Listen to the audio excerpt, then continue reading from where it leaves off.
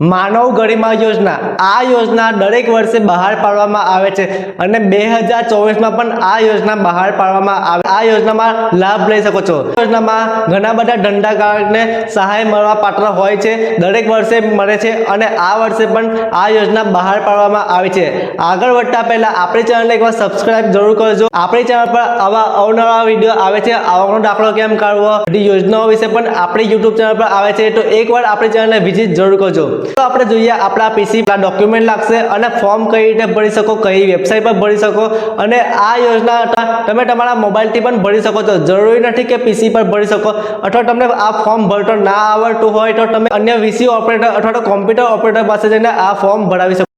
માનવ ગરિમા યોજનામાં આ વેબસાઇટ પર આવી જવાનું છે। માનવ ગરિમા યોજનામાં ફોર્મ ભરવા માટે આ વેબસાઇટ પર તમે આવશો તો ઘણી બધી યોજનાઓ તમને જોવા મળશે।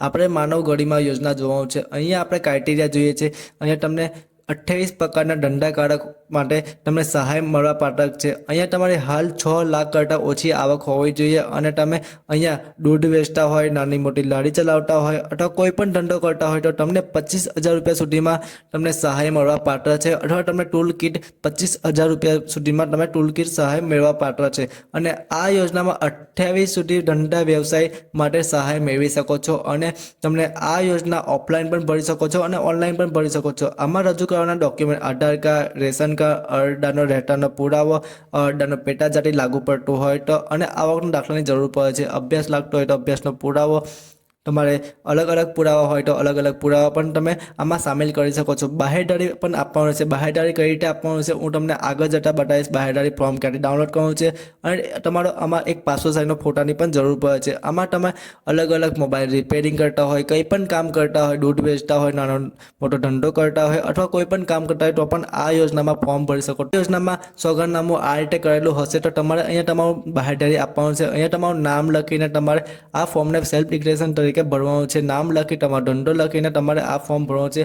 આ ફોર્મ તમે ઓફલાઈન પણ ભરી શકો છો। અહીંયા જોઈ શકો છો આ ફોર્મ ઓફલાઈન પણ પ્રિન્ટ કરાવીને ફોર્મ ભરી શકો છો। અહીંયા તમારા કુટુંબના સભ્ય લખીને આ ફોર્મ ભરી શકો છો અને સેમ એ જ પ્રમાણે ડોક્યુમેન્ટ આગળ જે આપણે જોયા છે એ ડોક્યુમેન્ટ પણ તમે આ ભરી શકો છો।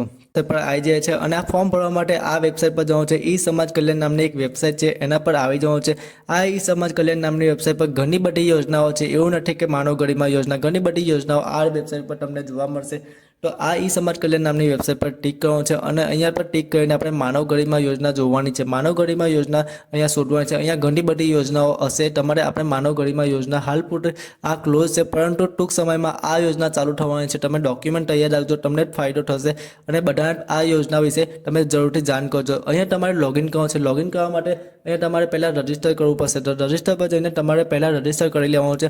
અહીંયા તમારે આધાર કાર્ડ પ્રમાણે નામ નાખવાનું છે, મેલ ફિમેલ સિલેક્ટ કરી, ડેટ ઓફ બર્થ નાખી અને આધાર કાર્ડ નંબર નાખી અને તમારે કાસ્ટ સિલેક્ટ કરવાનું છે। મોબાઈલ નંબર એન્ટર કરીને એક નવો પાસવર્ડ ક્રિએટ કરવાનો છે। પાસવર્ડ તમે જેવો નવો પાસવર્ડ ક્રિએટ કરશો, રજિસ્ટર પર ક્લિક કરીને તમારે લોગિન કરવાનું છે। લોગિન તમે જેવું કરશો આ રીતે પેજ ઓપન જોવા મળશે।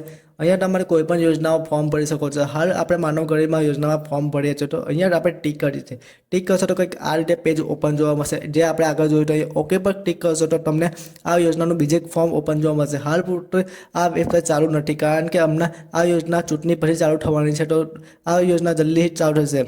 વિડીયો જોવા માટે ધન્યવાદ અને આ વિડીયો અમને સારો લાગે તો વિડીયોને તમારા મિત્રોને પણ શેર કરજો।